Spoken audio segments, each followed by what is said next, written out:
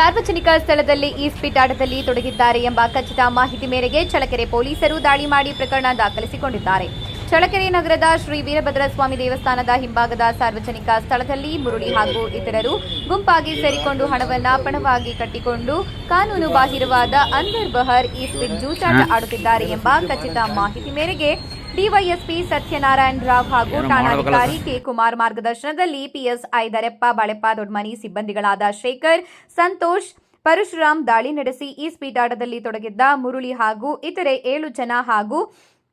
22,040 ರು ವಶಪಡಿಸಿಕೊಂಡು ಚಳ್ಳಕೆರೆ ಠಾಣೆಯಲ್ಲಿ ಪ್ರಕರಣ ದಾಖಲಿಸಿಕೊಂಡು ತನಿಖೆ ಕೈಗೊಂಡಿದ್ದಾರೆ ಎನ್ನಲಾಗಿದೆ.